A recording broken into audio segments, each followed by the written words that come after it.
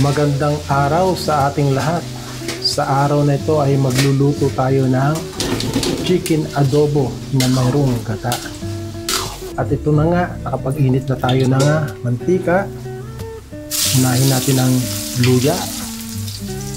Isunod natin ang sibuyas at ang bawang. Ayan. Then, antayin natin maging golden brown.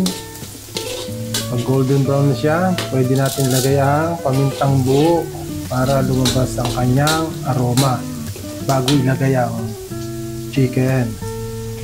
Ayan ang chicken.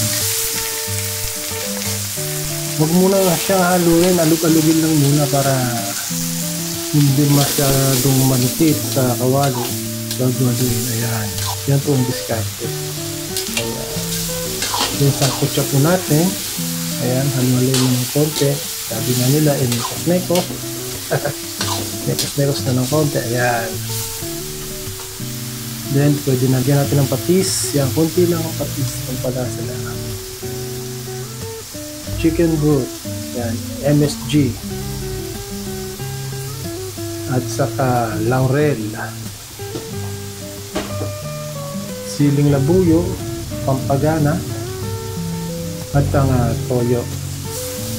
Ayan. Iayos lang natin ang karne. Ayan. Ilapat lang natin sa kawali para mas ma-absorb niya ang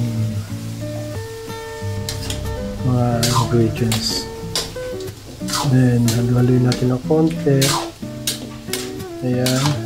At maglalagay tayo ng isang cup na tubig.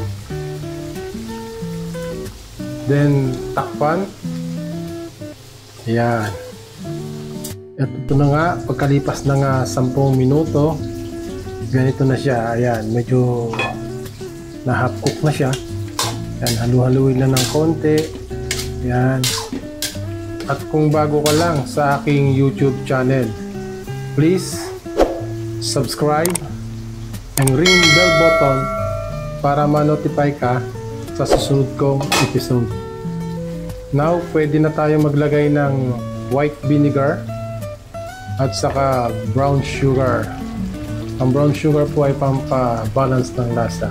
Pagkalagay po ng suka, wag po natin agad haluin para hindi po mahilaw ang suka. Hayaan po muna natin kumulo bago po natin ito haluin. Ayan.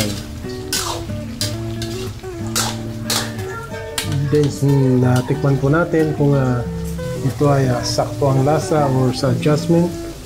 Ayan, hanggang sa matutuyo na po siya. At pagka ganito na po ang kanyang itsura, pwede na po tayo maglagay ng ating coconut milk. Ayan. Bali 300 grams of coconut milk po ang ating nilagay. Ayan. Halu-haluin lang po ng konti, uga-uga, para hindi po madurog ang karne. Ayan, tulak-tulak lang po para magandang itsura ng ating karne, hindi po siya. Ayan, magdadagdag tayo ng konting pampagana, ang sili, para mas masarap ang ating kain. Ayan, okay na po siya. Ayan, tikman naman natin kung ano ang kinalabsan ng ating finished product.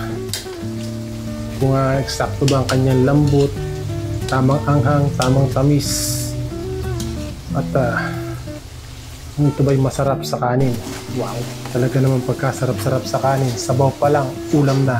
Thank you very much. God bless us.